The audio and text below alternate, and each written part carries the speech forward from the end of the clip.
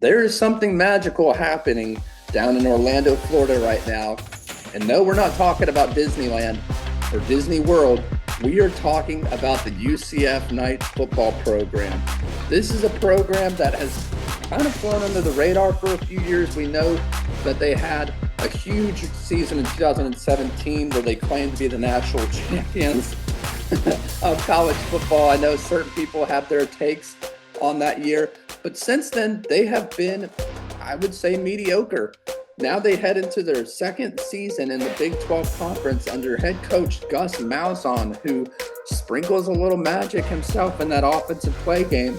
We're heading down to Orlando, Florida to give you an inside look at the UCF football program. I'm Nathan Johnston here with my co-host Brad Hopkins. It's time to break the huddle.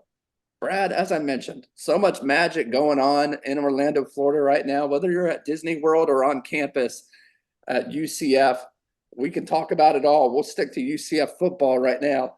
But Brad, I'll turn it over to you.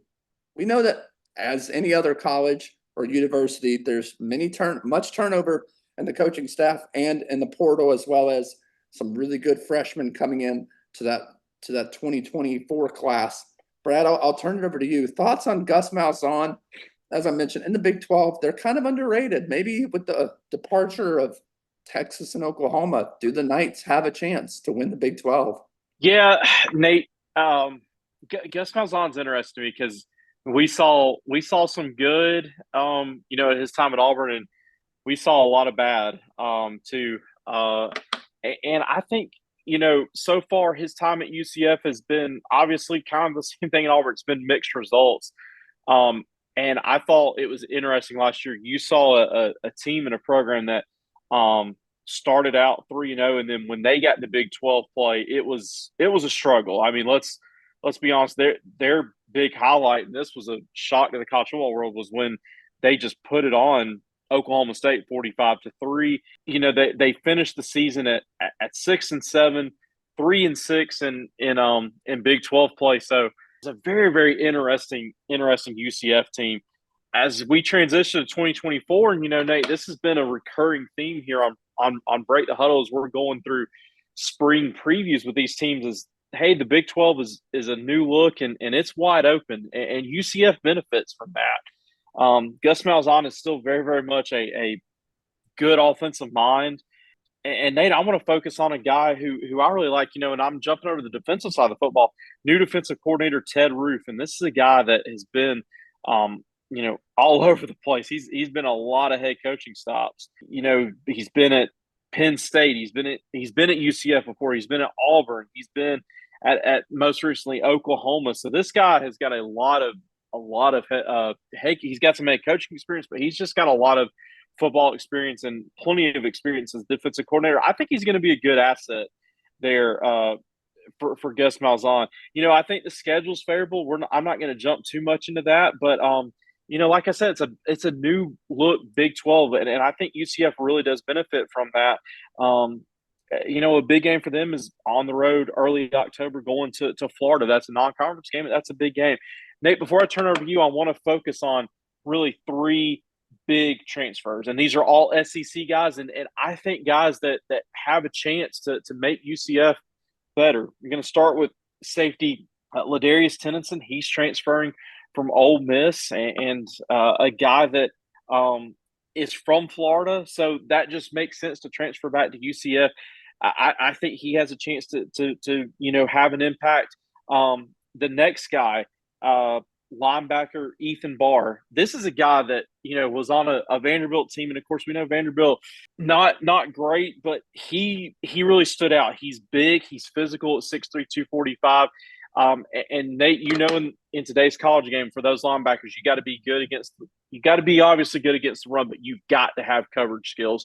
And I think Ethan Barr does that. And I think with him, playing under a guy like Ted Roof, I think that's just going to give him a chance to grow and to become an even better player and potentially a pro prospect. And then the last guy, and this is the big one, KJ Jefferson. If you're a college football fan, you're familiar with this guy. Of course, he spent some time at Arkansas and was very, very successful at times, but he struggled at times, and he struggled, uh, to stay healthy at times. And I think this was a good move for him, getting getting out of Arkansas, and just being in a new place, seeing some new things, being under a new coaching staff. I think it is important for this guy. Look, this kid is huge.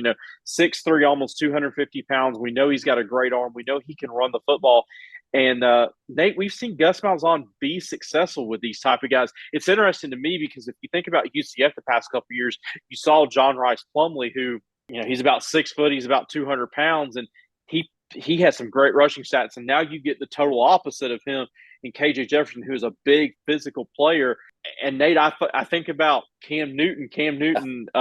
With kind of this similar build, but guess who his offensive coordinator was? It was Gus Malzahn. So I think UCF is. I'm not going to say they're going to. I don't think they're going to win the Big 12. I think you got some other teams, but I think UCF has a chance to have a good, successful season, 8 to 9 wins. It's going to hinge on KJ Jefferson. Look, college football, it's about quarterback play, and that can make up for a lot of deficiencies on both sides of the football. It's going to come down to him. It's going to come down to his growth, and can Gus Malzahn continue to maximize his potential? But I think UCF has got a chance to have a good season. I really do, Nate. Yeah, Brad, as you mentioned, UCF, it's a very interesting program. It's one that you look at and you're like, this team could win 4 games. It could win 10 or 11 games. And especially being in the conference like the Big 12, when I look at the coaches like Gus Malzahn and Ted Roof, if there's one thing that stands out to me is they know how to recruit in the state of Georgia.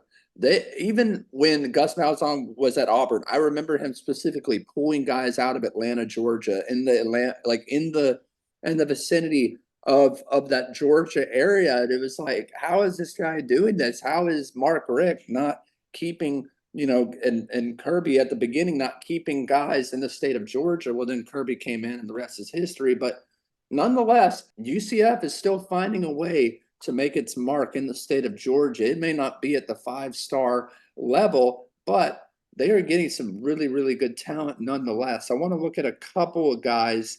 You look at true freshmen, and these are freshmen, so this is in the class of 24 coming in this year.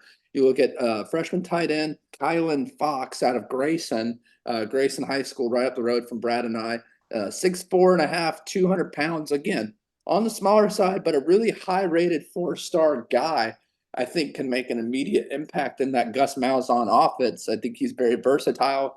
You could line him up outside as a receiver. You can line him up inside as a blocking tight end or as a chip receiver as well. I think he's very versatile for that Gus Malzahn offense. I think he's going to do really, really well. Another Grayson guy that they went out and got from Grayson High School, and that's Walt Claire Flynn Jr., interior offensive lineman, another shorter guy, but really good size, 6'1", 305. This is a guy that's really going to bolster up front. And Brad, when you think about the tush push in Philadelphia, maybe they're able to implement that same system with KJ Jefferson down at UCF. I think he's a big enough guy to be able to do it on that short 4th and 1, 4th and 2 scenarios. So that's something to look out for as well as they build this interior offensive lineup. You mentioned KJ Jefferson, and you mentioned the comparison to Cam Newton. My biggest concern, Brad, is KJ Jefferson is not a young quarterback anymore. He has weathered the storm. He has had some injuries throughout his college football career thus far, and you worry about the health of KJ Jefferson heading down to UCF. One thing I will say in a positive manner about this guy, not only his athleticism and what we know he can do on the field, he's played against some of the toughest talent week in and week out in the SEC, not only in the SEC, but the SEC West. We saw him go toe-to-toe with really good teams like Ole Miss and Alabama and A&M, like I mentioned, week in and week out. So if he is able to stay healthy, Brad, and this is nothing against Big 12 competition, but you have to think he's only going to elevate his game from where he was in the SEC West. That's the biggest upside for the UCF Knights heading into the 2024 season. And then I want to mention a couple more transfers. I want to mention linebacker Josiah Pierre coming over from Texas Tech. This is a Florida State homeboy coming back home, 6'2", 220. He is a dynamic playmaker. I think he's going to help out this defense tremendously under Ted Roof. And then you look at a guy like Miles Montgomery coming over from the University of Cincinnati, running back from Neptune Beach, Florida, another hometown kid coming back home to the state of Florida, 5'10", 195. I think he's going to make a tremendous impact as well. And one more guy, if I can find him real quick, I had him on my list just a second ago, and that is running back Stacy Gage from Fort Lauderdale, Florida. This is a stout kid, 5'10 and a half, 205, freshman coming in. I think he's got to be a dynamic playmaker as well for the Knights. Now, you mentioned their record last year. Heading into this year, they've got a pretty, what I would consider a pretty favorable schedule. You mentioned that they went 6-7 last year. I think they're very capable, Brad, of taking that next step, like we mentioned before with Georgia Tech, into the 2024 season. I mean, look, they start out their first 3 games, or at least the first 2 games. First 2 games are New Hampshire at home and Sam Houston at home. And Sam Houston hasn't been what it was in the past. I think Sam Houston's in the Sun Belt, if I'm not mistaken now, or maybe they're moving up at some point. Nonetheless, they play what I would consider 2 easier games to start the season. Then they got to go on the road at TCU. That's going to be their first road test. One thing that stood out to me last year with UCF is when they just absolutely obliterated Oklahoma State. I think we talked about that game, Brad, briefly. I know I had picked Oklahoma State to win that game, and man, UCF proved me otherwise. So looking for the UCF Knights to have a really, really good season under Gus Malzahn this year. Let us know down in the comments what you think about Gus Malzahn and the Knights heading into the 2024 season. Can they make an immediate impact going into their second year in the Big 12? Is there even a chance that they can make the Big 12 championship? We'll see you next week. It's time to break the huddle.